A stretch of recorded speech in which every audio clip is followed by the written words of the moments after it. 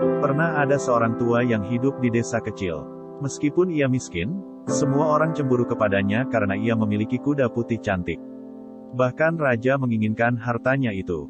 Kuda seperti itu belum pernah dilihat, begitu kemegahannya, keagungannya, dan kekuatannya. Orang menawarkan harga amat tinggi untuk kuda jantan itu, tetapi orang tua itu selalu menolak. Kuda ini bukan kuda bagi saya, ia akan mengatakan. Ia adalah seperti seseorang. Bagaimana kita dapat menjual seseorang? Ia adalah sahabat, bukan milik. Bagaimana kita dapat menjual seorang sahabat?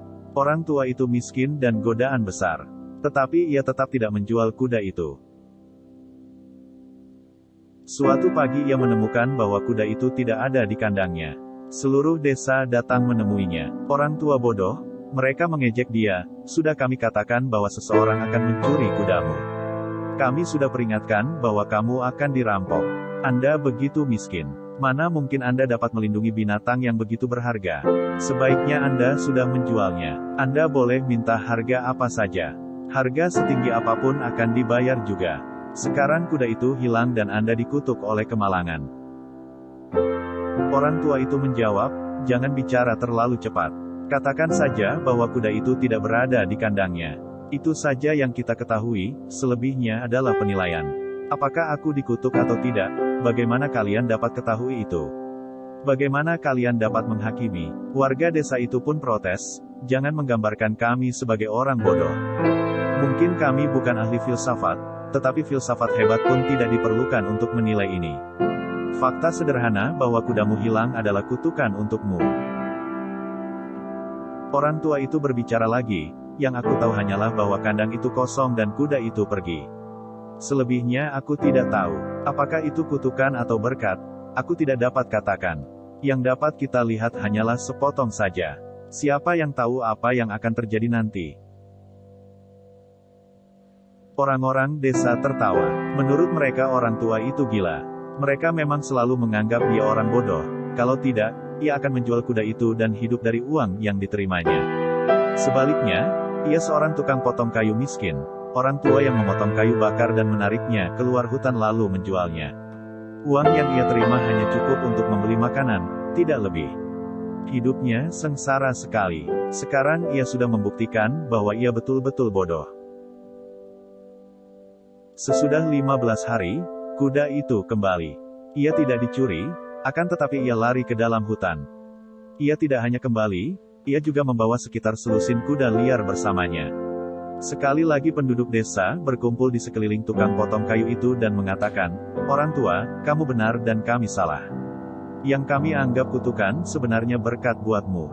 Maafkan kami. Jawab orang tua itu, sekali lagi kalian bertindak ceroboh. Katakan saja bahwa kuda itu sudah kembali. Dan katakan saja bahwa selusin kuda kembali bersama dia, tetapi jangan menilai. Bagaimana kalian tahu bahwa ini adalah berkat? Kalian hanya melihat sepotong saja. Kecuali kalau kalian sudah mengetahui seluruh cerita, bagaimana kalian dapat menilai? Kalian hanya membaca satu halaman dari sebuah buku. Dapatkah kalian menilai seluruh buku? Kalian hanya membaca satu kata dari sebuah ungkapan. Apakah kalian dapat mengerti seluruh ungkapan? Hidup ini begitu luas, namun kalian menilai seluruh hidup berdasarkan satu halaman atau satu kata. Yang kalian tahu hanyalah sepotong. Jangan katakan itu adalah berkat. Tidak ada yang tahu. Aku sudah puas dengan apa yang aku tahu. Aku tidak terganggu karena apa yang aku tidak tahu.